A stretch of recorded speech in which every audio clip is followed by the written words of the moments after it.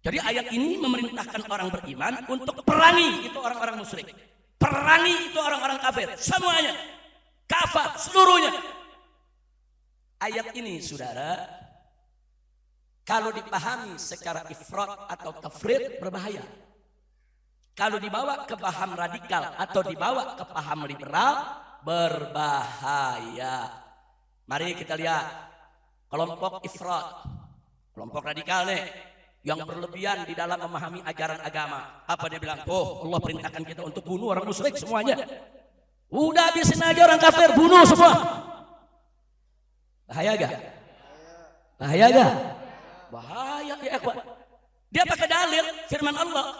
Bukan dalilnya yang salah, bukan firman Allahnya yang salah, pahamnya yang salah. Dia memahami ayat secara berlebihan. Al-qulu fil qabul. Cara dia menerima ayat tersebut terlalu emosional, saudara. Sehingga dia berlebihan, sehingga dia melakukan ifrat, sehingga dia memahami ayat sebagai perintah untuk menghabisi semua orang kafir dan musyrik tanpa pandang bulu dia.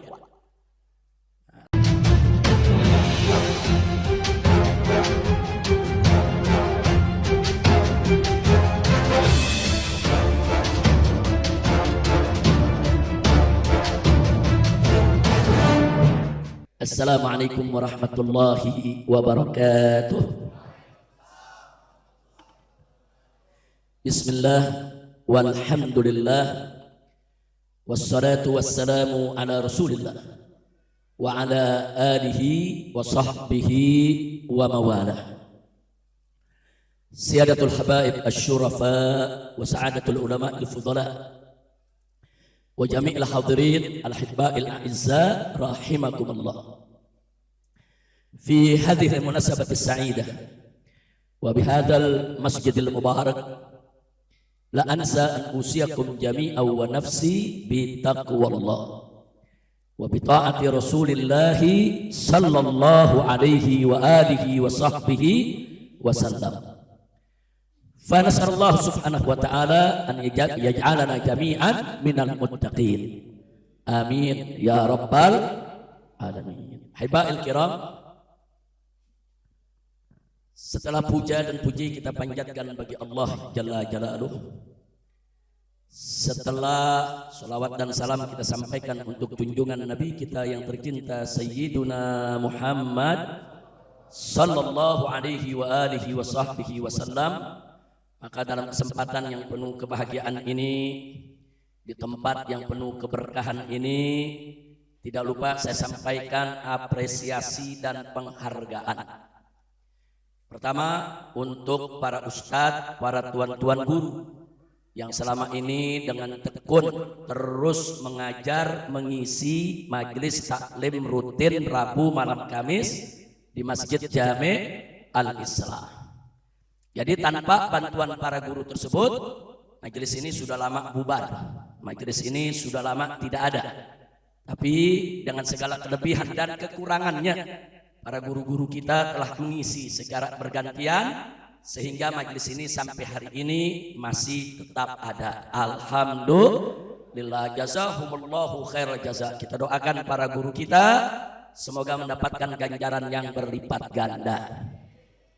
Yang kedua, yaitu segenap pengurus daripada Masjid Jami' Al-Islah yang sejak dulu awal daripada pendirian majelis ini, di masjid ini para pengurus yang walaupun silih berganti datang dan pergi, dari mulai orang-orang tua kita terdahulu sampai saat ini, terus membuka pintu masjid ini untuk majelis taklim dan terus memberikan support, memberikan semangat baik kepada guru maupun kepada jamaah dengan menyediakan membuka pintu masjid ini untuk majelis taklim rutin Rabu malam Kamis di Petamburan. Alhamdulillah, kita doakan segenap pendiri Masjid Al-Islah maupun para pengurusnya yang masih ada maupun telah meninggalkan kita, supaya mereka semua senantiasa dilimpahkan oleh Allah rahmat, maghfirah dan barakahnya.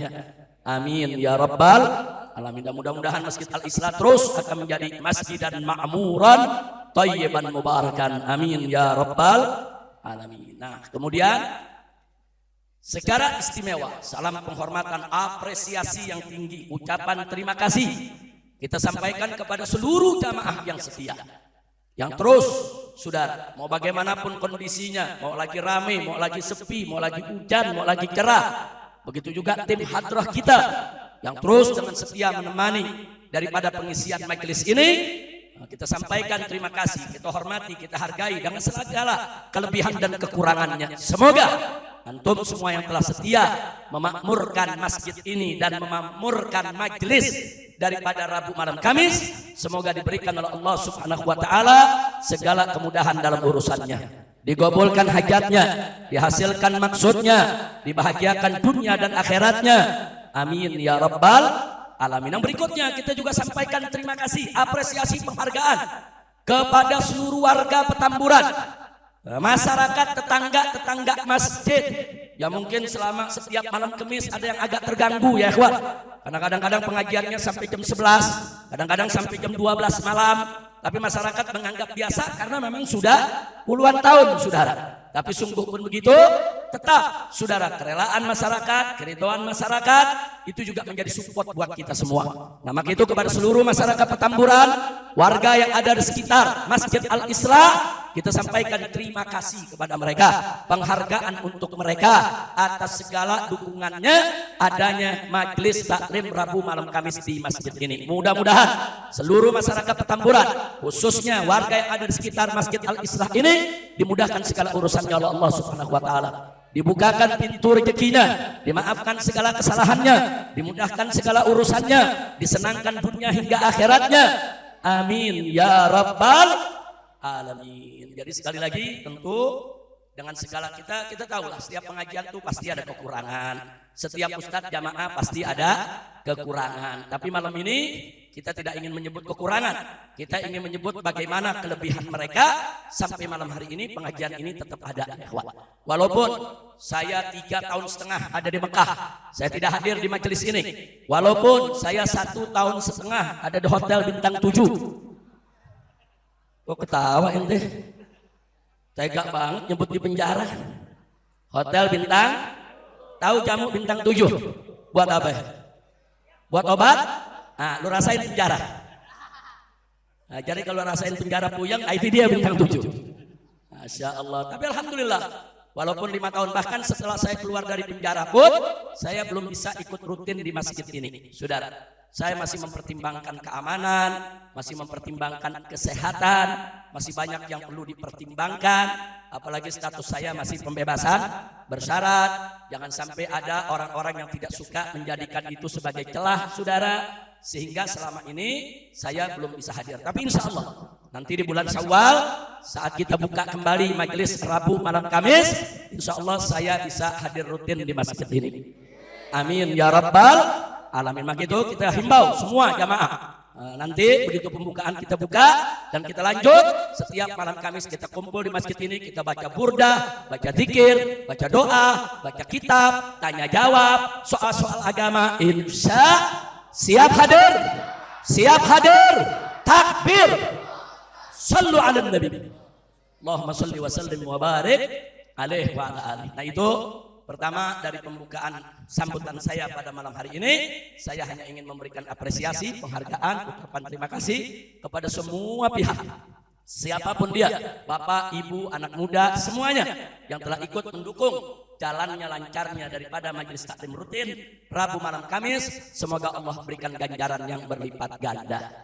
Amin ya rabbal alamin. Nah, baiklah ya ikhwan, pada malam hari ini saya ingin mengajak semua yang ada di sini, saudara, untuk sama-sama kita mengkaji sebuah ayat yang Allah firmankan dalam surat Al-Baqarah ayat 143. Di mana di situ Allah menyatakan faqala ta'ala wa kadzalika ja'alnakum ummatan wasata litakunu syuhada'a 'alan nasi wa yakunar rasulu 'alaikum syahida. Shadaqallahul azim. Luar biasa indahnya ini ayat ya, Pak. Walaupun saya tidak baca ayatnya penuh, saya baca hanya separuh ayat ya, Pak. Di situ Allah mengatakan wa kadzalika, dan demikian pula ja'alnakum, kami jadikan kamu sekalian, hei umat Islam, hei orang yang beriman, ummatan wasata, sebagai umat yang pertengahan. Pertengahan, tidak berlebihan di dalam memahami dan mengamalkan ajaran agama, begitu juga tidak abai, tidak lalai di dalam melaksanakan ajaran agama. Ada pertengahan, saudara. Nah, kemudian Allah nyatakan dalam ayat itu, untuk apa itu semua? Litakunu syuhada'a 'alan nas, agar kamu sekalian menjadi saksi atas perbuatan umat manusia. Jadi kita ini umat Islam, saudara, menjadi umat pertengahan, kita akan menjadi saksi apa yang dilakukan oleh umat manusia di dunia yang ada di sekitar kita. Kemudian selanjutnya Allah menyatakan, wa yakunar rasulu 'alaikum syahida, dan Nabi pun akan menjadi saksi bagi kamu sekalian. Kita jadi saksi untuk umat manusia, Nabi akan jadi saksi buat kita sebagai umatnya, saudara. Nah, yang ingin saya garis bawahi adalah kalimat ummatan wasato. Allah menyebut kita umat yang pertengahan. Apa sih pengertian ummatan wasato? Kalau di zaman modern ini, biasa disebut umat yang moderat. Tidak radikal, tidak liberal, saudara. Atau kalau dalam bahasa Arabnya, tidak ifrat, tidak tafrid. Apa itu ifrat? Ifrat itu al-ghulu fil qabul, menerima pemahaman agama secara berlebihan. Itu namanya al-ghulu fil qabul, dalam menerima ajaran agama berlebihan. Itu disebut ifrat. Nah, lawannya tafrid. Tafrid itu orang yang suka melalaikan, menghilangkan ajaran agama. Dia remehin ajaran agama, saudara. Nah, kalau di zaman sekarang ini, kelompok yang ifrat itu kelompok radikal, kelompok yang memahami Islam secara berlebihan. Sedangkan yang tafrid ini kelompok liberal, yang memahami Islam semau-maunya, seenak-enaknya, sesuka-sukanya, sehingga dia banyak mengabaikan kewajiban agama, saudara. Jadi sekali lagi kita disebut oleh Allah ummatan wasato, yang pertengahan. Pertengahan artinya tidak radikal, tidak liberal. Pertengahan artinya tidak ifrat, tidak tafrid, saudara. Betul-betul pertengahan. Itulah yang dimaksud dengan istilah zaman sekarang, moderat. Jadi moderat itu artinya memahami Islam apa adanya, sesuai yang dikehendaki oleh Allah dan Rasulnya, tanpa ditambah, tanpa dikurangi. Tidak berlebihan, tapi juga tidak meremehkan, saudara.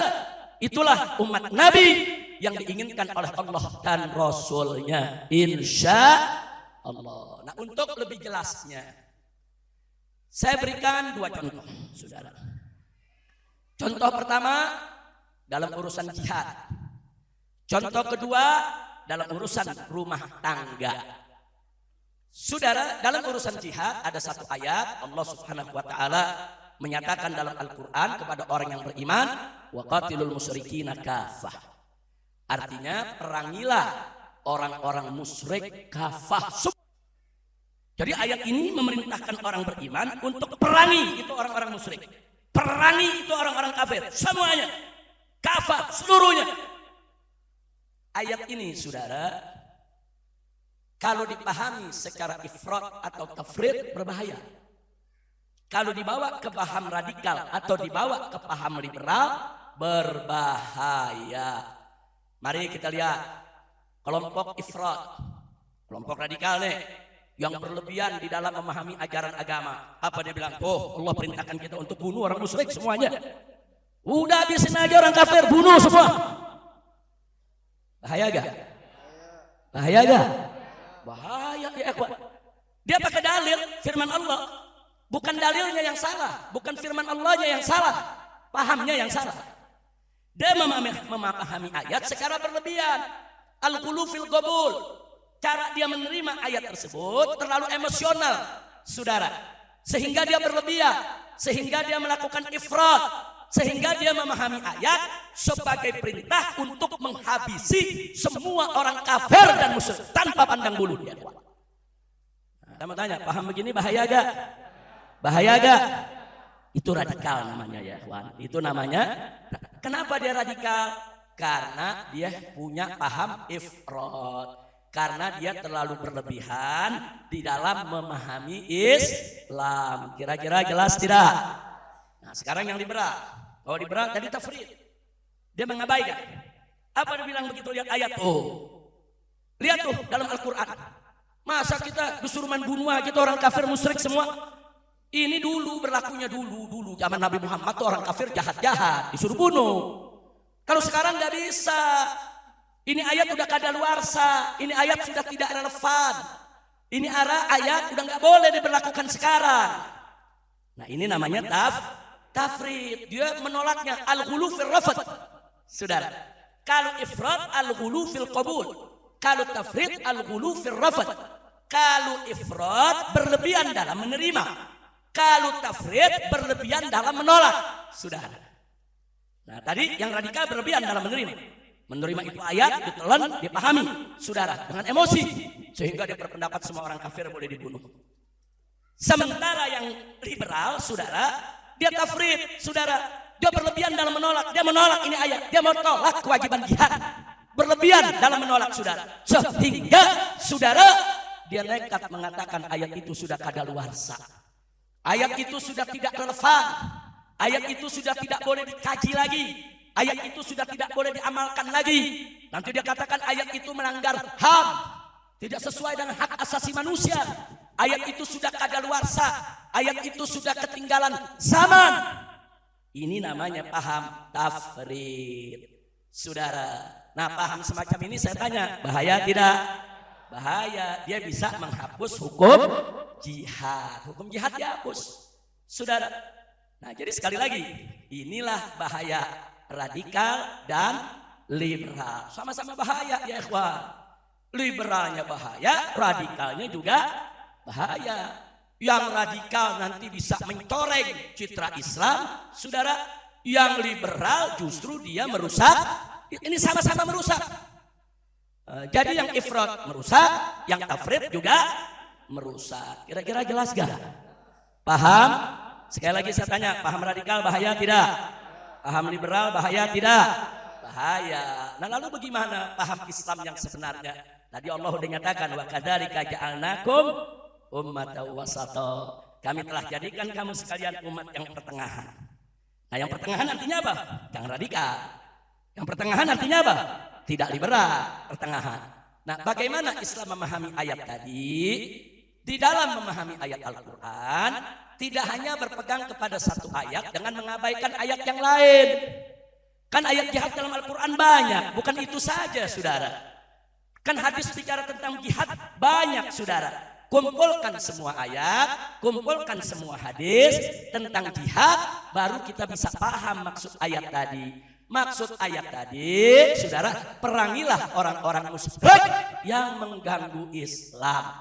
Perangilah orang-orang kafir yang memerangi Islam, saudara. Jadi orang-orang kafir yang memerangi Islam, orang-orang musyrik yang memerangi Islam, orang kafir, orang musyrik yang membantai umat Islam, yang menghabisi umat Islam, lawan, saudara, lawan, habisi mereka. Itu perintah ayat. Kira-kira jelas gak? Lalu kalau orang kafir yang nggak menyerang Islam, nggak boleh. Kalau orang kafir yang berhubungan baik dengan umat Islam, nggak boleh. Kalau orang kafir yang tidak mengganggu umat Islam, nggak boleh. Makanya dalam fikih dibagi. Orang kafir itu ada 4 macam. Yang pertama kafir dhimmi. Orang kafir yang hidup di negara Islam, dia berkelakuan baik, dia ikut aturan, dia menjaga keamanan, ketertiban, semua aturan dia patuhi, saudara. Itu kafir dhimmi, nggak boleh kita ganggu. Haram kita ganggu hartanya, dan haram kita ganggu keselamatan badan dan nyawanya. Kira-kira jelas tidak? Jelas tidak? Yang kedua, kafir mu'ahad, saudara. Apa itu kafir mu'ahad? Kafir, orang kafir yang tinggal di negeri kafir, tapi negeri dia, negeri kita ada perjanjian. Ada perjanjian damai, perjanjian kerjasama, perjanjian ekonomi, perjanjian politik, perjanjian keamanan untuk tidak saling mengganggu, saudara. Maka warga kita ke negeri dia harus aman, warga dia ke negeri kita juga harus aman. Kira-kira jelas gak? Gak boleh kita ganggu. Yang berikutnya kafir mustakman, saudara. Siapa itu kafir musta'man? Kafir yang minta perlindungan kepada umat Islam. Ada orang kafir tinggal di negeri kafir, cuman negerinya kejam, zalim, rakyatnya dibunuh, rakyatnya dirampok, saudara. Nah orang kafir ini protes, dikejar-kejar, mau dibunuh, dia lari ke negeri kita, minta suaka politik, minta perlindungan hukum. Kemudian negara kita berikan, dilindungi, silakan dia masuk tinggal di negeri kita. Itu namanya kafir musta'man. Enggak boleh kita ganggu, saudara. Begitu saya tanya, Islam indah gak? Indah gak? Jadi apa semua orang kafir boleh dibunuh? Apa boleh semua orang kafir boleh dihabisi? Apa semua orang kafir boleh diperangi? Saudara, nggak boleh. Kafir zimmi nggak boleh kita ganggu.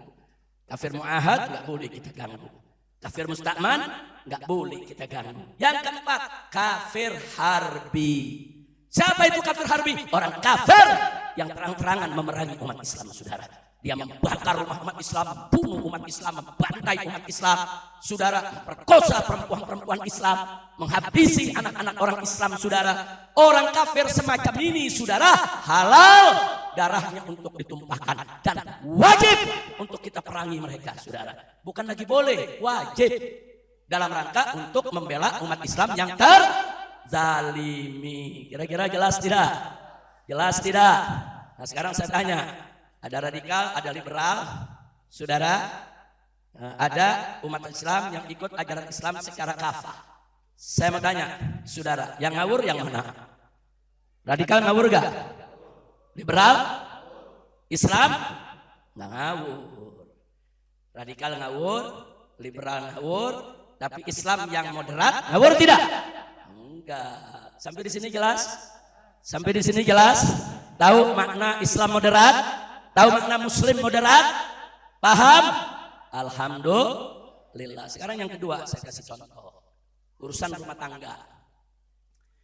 Di dalam surat An-Nisa ayat 34 Allah menyatakan tentang perempuan-perempuan yang dikhawatirkan saudara melakukan nusus, melanggar perintah suami, saudara mengkhianati suami.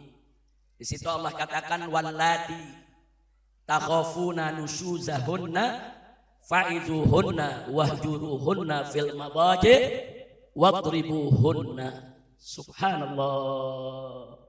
Dalam ayat ini apa disebut? Wallati, itu perempuan-perempuan kalian punya istri. Yang mana? Takhafuna nusyuzahunna, yang kamu khawatirkan penyelewengan mereka, yang kamu khawatirkan kesetiaan mereka, mereka enggak setia lagi. Maka kata Allah, fa'izuhunna, kasih dia nasihat. Kasih nasihat. Kalau ada istri kita mulai enggak taat, disuruh enggak keluar rumah, dia keluar rumah. Disuruh jangan terima tamu, dia terima tamu, saudara. Nah jadi nih kelihatannya kita khawatir, wah ini mulai enggak taat nih. Nah jadi kata Allah apa? Fa'izuhunna, nasihatin dong. Nasihatin. Lalu kalau dinasehatin enggak ngerti, beberapa kali dinasehatin enggak ngerti, Allah kasih jalan yang kedua, wahjuruhunna fil mabaji. Pisah ranjang. Jangan tidur sama dia. Suruh dia tidur di kamar yang lain. Nah, jadi kasih pelajaran, takdir, supaya dia kembali untuk setia kepada suami. Nah, luar biasa ajaran Islam, ada tahapan. Nah kalau udah pisah ranjang nggak ngerti juga, kata Allah, wadribuhunna, pukul mereka. Nah ini yang jadi masalah nih, pukul mereka. Nah saya nggak mau cerita yang awalnya, yang pukul ini sudah. Kaum radikal saudara melihat ayat ini pukul, emang disuruh pukul, udah tempelin bini. Dua gebukin saudara. Kalau kita tegur Allah yang suruh. Allah bilang dalam Al-Quran wadribuhunna, pukul itu perempuan, pukul. Oh ini yang radikal. Wah, Allah yang suruh, nggak disuruh aja dia pukul, apalagi disuruh.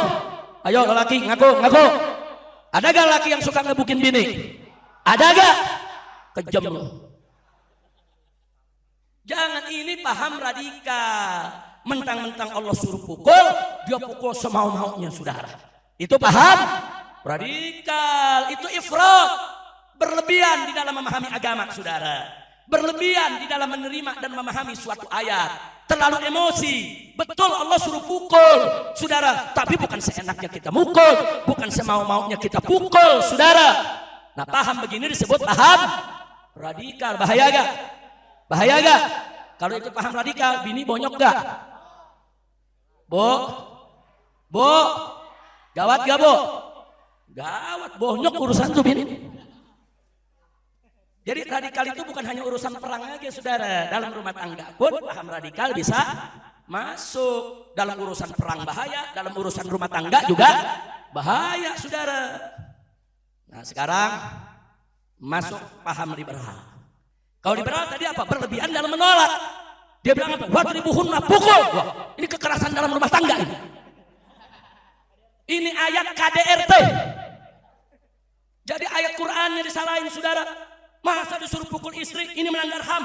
Ini melanggar hak asasi manusia. Ini merupakan KDRT, kekerasan dalam rumah tangga. Ini sudah kadaluarsa. Ini nggak boleh berlaku. Ini nggak boleh diamalkan. Ini harus dihapus dari Quran. Masya Allah. Saya tanya, paham begini bahaya nggak? Bahaya juga, saudara. Yang tadi berlebihan dalam menerima, yang ini berlebihan dalam menolak, saudara. Nah, sekarang Islam yang moderat bagaimana? Ummatan wasata, di tengah-tengah, saudara. Dia tidak seperti radikal. Betul Allah suruh pukul, betul. Memang Allah suruh pukul. Dan kalau suami pukul istri, itu bukan KDRT, saudara. Tergantung mukulnya. Kalau mukulnya pakai gaya Mike Tyson, ya KDRT. Jahat bener loh. Bini dipukul gaya Mike Tyson. Kepuk. Tuh bini terpelanting. Ayo jujur, ada gak laki yang model begitu? Ada gak yang begitu? Kalau ada yang begitu suruh berkelahi sama Mike Tyson. Jangan membini loh, betul? Istri itu lemah, perempuan itu makhluk lemah. Perempuan itu mesti disayangi, dikasihi. Saudara, nggak ada Islam mengajarkan mukul begitu, saudara. Nggak ada, saudara. Jadi suami dibolehkan mukul istri, satu, di bagian yang tidak membahayakan, saudara. Dua, bukan di bagian-bagian seperti bagian yang terhormat, yang mulia, muka. Muka ini bagian mulia, bagian terhormat, nggak boleh, saudara, dipukul. Apapun alasannya nggak boleh suami pukul wajah daripada istri, saudara. Nah, kemudian bagian yang membahayakan banyak, saudara. Bagian yang membahayakan yang bisa mematahkan tulangnya, yang bisa merusak ginjalnya, yang bisa menghancurkan rahimnya, saudara. Nggak boleh. Pukul yang nggak bahaya. Kerasnya pun, saudara, diukur. Jangan kerasnya, saudara, sampai kayak kecepatan 1000 km per jam tuh tangan. Pukul sekuat tenaga, enggak. Pukul dia punya pahanya. Pukul bagian yang tidak membahayakan. Menunjukkan kalau kita marah. Menunjukkan kalau kita tidak ridho. Menunjukkan kalau kita tidak suka. Silakan kita bentak, silakan kita marahi. Tapi pukul ada batasannya, saudara. Pukulan yang tidak membahayakan, pukulan yang tidak melukai, pukulan bukan di tempat yang terhormat. Kira-kira jelas tidak? Jelas tidak? Berarti suami mukul istri boleh gak? Boleh, asal ikut aturan. Jadi kalau suami sekedar marah sama istri, pukul pantatnya, KDRT bukan? KDRT bukan? Terus tuh istri lapor polisi, terus polisinya nanggepin, sama-sama geblok. Ya pukul pantat doang pakai lapor polisi. Udah gitu pakai diladenin laporan. Kecuali kalau pukul pantatnya pakai baja. Lo yang kelewatan, emang mesti lapor polisi itu begitu. Betul? Itu kalau begitu laporin aja polisi, betul? Setuju? Mesti lapor polisi. Emang kalau nabok sedikit.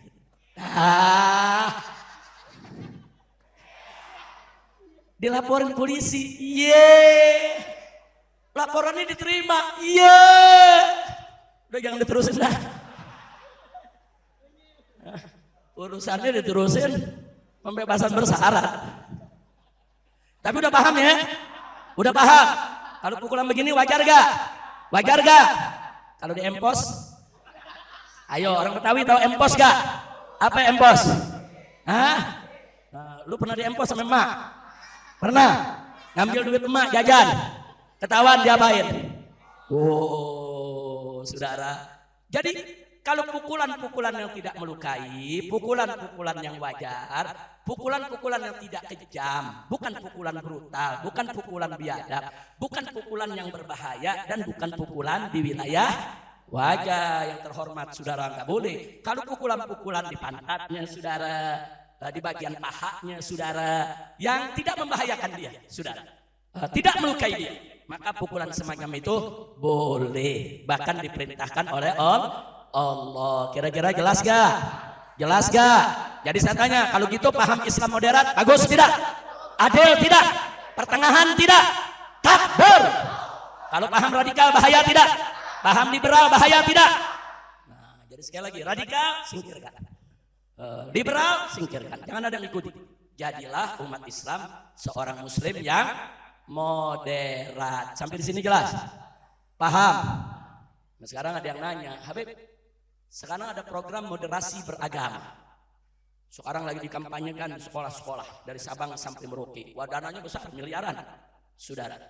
Nah, bagaimana menurut Habib tentang program moderasi beragama?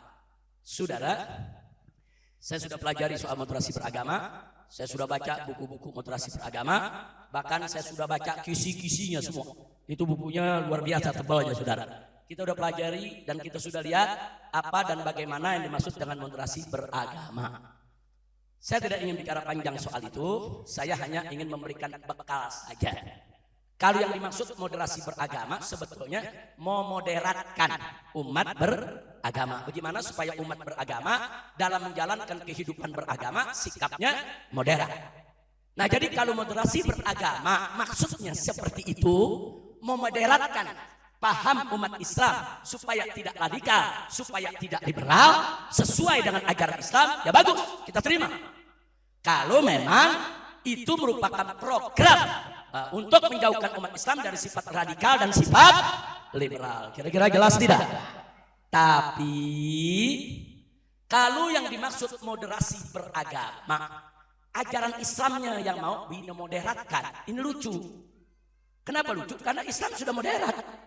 Umat Islam ini sejak dulu ummatan wasata. Al-Quran sudah turun 14 abad yang lalu. Sebelum kata moderat itu lahir, Islam sudah nyebutin dari saat Al-Quran itu turun, di mana Allah nyatakan wa kadzalika ja'alnakum ummatan wasata. Jadi sebelum moderasi beragama datang 14 abad yang lalu, Allah sudah memberikan kesaksian umat Islam ini harus menjadi umat yang moderat, saudara. Jadi kalau mau dimoderatkan lagi, apanya yang mau dimoderatkan, saudara? Jadi yang perlu dimoderatkan itu yang radikal, wajib dimoderatkan. Yang harus dimoderatkan yang liberal, wajib untuk dimoderatkan. Tapi Islam yang sudah menjalankan ajarannya dengan baik dan benar tidak perlu dimoderatkan lagi. Kenapa? Sebab sudah moderat. Kira-kira jelas tidak? Nah, makanya kita tanya lagi, yang maksud moderasi ini yang bagaimana? Nah, ada lagi pertanyaan. Kalau ada orang teriak-teriak moderasi beragama, tanya aja sama dia. Coba saya mau tanya sama Anda. Kalau ada umat Islam menyebut orang non-Islam kafir, moderat apa enggak? Kalau dia katakan tidak moderat, maka berarti programnya enggak benar, saudara. Kenapa? Karena kita dari zaman Nabi sampai hari ini menyebut orang di luar Islam kafir, saudara. Jadi umat Islam dari zaman Nabi sampai saat ini, tatkala menyebut orang di luar Islam itu kafir, dia sudah moderat. Nah, jadi kalau ada yang punya program, wah itu tidak moderat, berarti ada yang nggak beres tuh dalam program. Kira-kira jelas gak? Paham gak? Nah, jadi kalau Anda duduk di satu tempat, diikut sertakan dalam program moderasi, tanya aja sama yang ngisi. Saya mau tanya, kalau ada umat Islam menyebut orang di luar Islam kafir, moderat ya? Enggak ya? Kalau dia jawab enggak moderat, berarti programnya enggak beres ya. Tanya lagi yang kedua. Kalau umat Islam mengatakan mengucapkan selamat Natal itu haram, dia tidak mau ikut Natal, moderat apa enggak? Kalau menurut dia, saudara, oh itu tidak moderat, berarti programnya enggak beres, saudara. Kenapa? Karena umat Islam yang mengharamkan Natal dan tidak ikut Natal, ikut fatwa para ulama, itu ajaran Islam. Moderat tidak? Moderat, saudara. Kenapa disebut tidak moderat? Kira-kira jelas gak? Nah begitu tanya juga sama dia. Kalau ada perempuan Islam pakai jilbab, pakai cadar, moderat gak? Tanya dia, saudara. Kalau dia bilang tidak moderat, berarti programnya nggak beres, saudara. Berarti programnya itu bukan moderasi tuh. Itu program liberalisasi yang dibungkus dalam bentuk moderasi. Saudara, itu bukan moderasi, itu modernisasi. Beda tuh. Modernisasi memodernkan. Dianggap tuh kalau orang maksiat tuh udah modern, saudara. Kalau moderat enggak. Moderat itu sikap pertengahan di dalam mengamalkan ajaran Islam. Terus tanya lagi sama dia.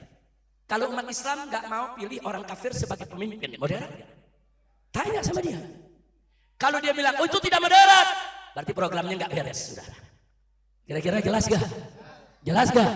Tapi kalau dia jawab moderat, semua yang kita tanya dia jawab moderat itu, moderat itu, moderat itu, berarti programnya bagus, saudara. Kira-kira paham? Paham? Nah sekarang saya mau tanya yang hadir sini, jujur. Kalau orang Islam menyebut orang di luar Islam kafir, moderat tidak? Moderat tidak? Kenapa moderat? Ajaran Islam dari dulu sampai hari ini nggak berubah, betul? Kalau ada orang Islam nggak mau ikut Natal, mengatakan hari Natal, mengikut Natal itu ucapan Natal haram karena ada fatwa dari para ulama, moderat tidak? Moderat tidak? Kalau perempuan muslimah pakai jilbab, moderat tidak? Kalau perempuan muslimah pakai cadar, moderat tidak? Kalau umat Islam rajin ke masjid, moderat tidak? Kalau umat Islam rajin ngaji, moderat tidak? Takbir! Sallu ala nabi. Nah, jadi jangan diputar-putar. Jadi kita bilang moderat, dia nuduh kita nggak moderat. Enak aja saudara. Kita nggak mau pilih orang kafir sebagai pemimpin. Oh itu tidak moderat. Dari mana nggak moderat? Ala lu bomenyan. Masya Allah, kira-kira jelas gak? Paham? Nah saya mau tanya, siap jadi Islam moderat? Siap jadi Muslim yang moderat? Apa maksud moderat? Ummatan wasata, umat yang bertengah, tidak radikal, tidak liberal. Siap tolak radikal? Siap tolak liberal? Takbir! Alhamdulillah, jelas semua ya? Baik, nah sebagai penutup saya tanya, semua umat Islam dimanapun juga berada, ayo kita galakkan saudara program untuk umat ini. Ada 3 program penting. Yang pertama, program deradikalisasi. Nah, ayo umat bersama para habaib, para kiai, para ulama, kita melakukan upaya deradikalisasi. Apa itu deradikalisasi? Menjaga umat Islam dan menjauhkan mereka dari paham-paham radikal, supaya umat Islam jangan jadi radikal. Setuju tidak? Setuju tidak? Siap ngajak keluarga supaya tidak radikal? Siap ngajak istri dan anak supaya tidak radikal? Siap ngajak tetangga untuk tidak radikal? Takbir! Itu namanya program deradikalisasi, bukan radikalisasi. Kalau radikalisasi meradikalkan orang. Kalau deradikalisasi membuat orang tidak radikal. Setuju? Setuju? Nah, yang kedua programnya deliberalisasi. Artinya apa? Kita mengajak umat dimanapun berada, kita jaga, kita lindungi, kita ajarkan, saudara, jangan sampai dia ikut pemahaman liberal. Jauhkan dia sejauh-jauhnya dari paham liberal. Itu namanya deliberalisasi. Setuju tidak? Setuju tidak? Ada yang bertanya, kenapa Habib? Kok harus ada deliberalisasi dan deradikalisasi? Sebab, saudara, sebab radikal itu, saudara, akan semakin subur kalau kelompok liberal selalu melakukan aksi. Kelompok liberal beraksi menghina Al-Quran. Kelompok liberal beraksi menghapus hukum jihad. Kelompok liberal beraksi mengatakan hukum Islam itu kadaluarsa. Ini aksi.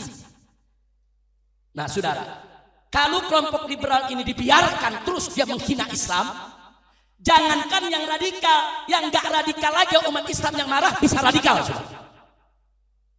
Paham tidak? Saya mau tanya yang hadir sini, Anda kalau dengar Allah dihina marah gak? Kalau Nabi dihina marah gak?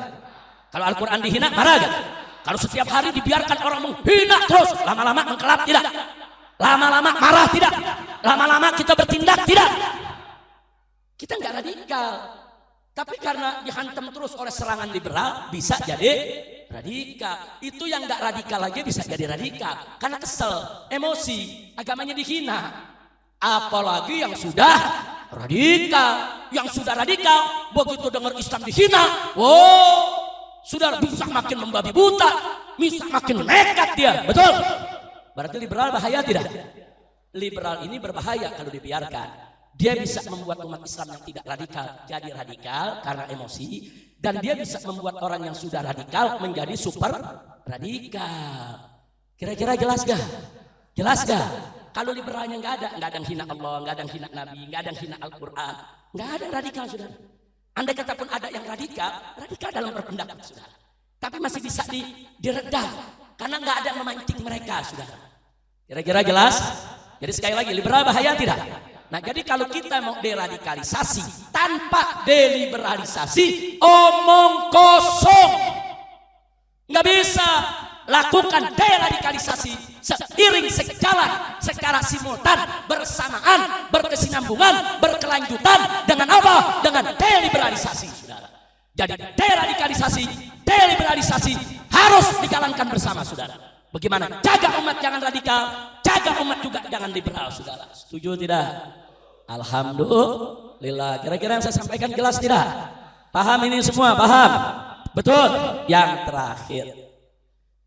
terakhir, kalau kita mau gampang deradikalisasi dan kita juga mau mudah deliberalisasi, ada caranya. Caranya mudah. Apa caranya? Yuk rame-rame kita lakukan program aswajaisasi. Kita sebarkan ajaran aswaja ke seluruh pelosok Indonesia, saudara. Karena ajaran aswaja Ahlus Sunnah wal Jamaah adalah ajaran yang moderat, ajaran yang tidak radikal dan tidak liberal, saudara. Isi umat dengan aswaja, saudara. Begitu aswaja ini menyebar ke seluruh pelosok Indonesia, maka tidak ada tempat bagi radikal dan liberal, saudara, untuk berkembang. Loh, kenapa begitu? Karena aswaja itu madhabnya madhab rahmatan lil alamin, saudara. Sampai di sini jelas? Indah gak Ahlus Sunnah? Indah tidak Ahlus Sunnah? Indah tidak Ahlus Sunnah? Ada Ahlus Sunnah ngafir-ngafirin orang? Ada Ahlus Sunnah nyari gara-gara sama orang? Ada Ahlus Sunnah mengganggu agama orang? Nggak ada, saudara. Makanya yuk sebarin aswaja, saudara. Itu yang saya maksud aswajaisasi. Buka kitab fikih aswaja, buka tafsir aswaja, buka kitab hadis aswaja, saudara. Buka kajian-kajian Ahlus Sunnah wal Jamaah. Karena Ahlus Sunnah wal Jamaah ini madhab yang wasatan, ini madhab yang insaf, ini madhab yang iktidal, ini madhab yang luar biasa. Tingkat tasamuh toleransinya kepada madhab lain, juga kepada orang beragama lain sangat tinggi. Nah, begitu saya mau tanya semua di sini, siap jaga aswaja? Siap jaga aswaja? Siap sebarluaskan aswaja? Takbir! Sallu ala Nabi. Nah, sampai di sini jelas? Jadi kira-kira kalau umat Islam se-Indonesia udah jadi aswaja, aman gak Indonesia? Berkah gak Indonesia? Ada radikal? Nggak ada. Ada teroris? Nggak ada. Ada liberal? Ada ateis? Nggak ada. Sebarluaskan aja. Di majelis-majelis di mana-mana sebarluaskan aswaja Ahlus Sunnah wal Jamaah. Sebarluasin seluas-luasnya Ahlus Sunnah wal Jamaah. Itulah kunci negeri ini bisa tetap aman dan damai.